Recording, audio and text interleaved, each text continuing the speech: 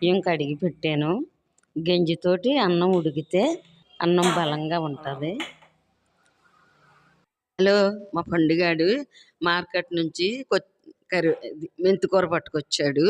ఆ మెంతికూర శుభ్రంగా కాళ్ళ పోసేసి కాళ్ళ పడేసేసి అవి మళ్ళీ నీటిలో ఆకు వేసేసి శుభ్రంగా కడిగి ఆకు తరిగి మెంతికూర ఆకు తరిగి ప్లేట్లో పెట్టి కళాయి స్టవ్ మీద పెట్టి స్టవ్ వెలిగించి ఆ కళాయిలో మెంతులు ఆవాలు జీలకర్ర అది వేరుశనగ గుళ్ళు కరివేపాకు ఎల్లుల్లిపాయలు అన్నీ వేసాక అవి వేగాక ఈ మెంతికూర తరిగింది దాంట్లో వేసాను.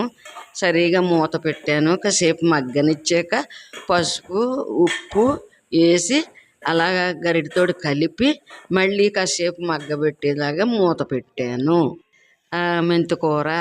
మెంతికూర ఏపిడి, మెంతికూర ఫ్రై అంటారు కదా, మెంతికూర ఏపిడి.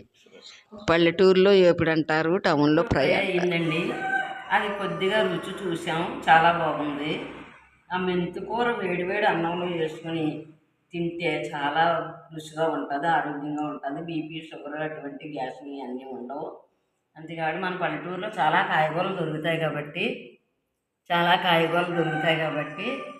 మెంతికూర, పాలకూర, చుక్కకూర, పొన్నగంటి కూర, మునగాకు, కసినంతాకు, ఎలగజీడి కూర, దొండాకు, కాకి దొండాకు, ఈ ఆకుకూరలన్నీ తిన్న రోజుని మీరు నీళ్ళు ఎక్కువ తాగిన రోజుని ఏ అనారోగ్యం ఉండదు, ఆరోగ్యంగా ఉంటారు. ఆరోగ్యమే మహాభాగ్యం. మనకి ఎకరాలు ఉండక్కర్లేదు, డబ్బు ఉండక్కర్లేదు. ఆరోగ్యంగా మన కళ్ళతోటి అన్నీ ప్రపంచంలో ఏం జరుగుతుందో అన్నీ చూస్తే మనం చాలా ఆరోగ్యవంతులుగా ఉంటాము.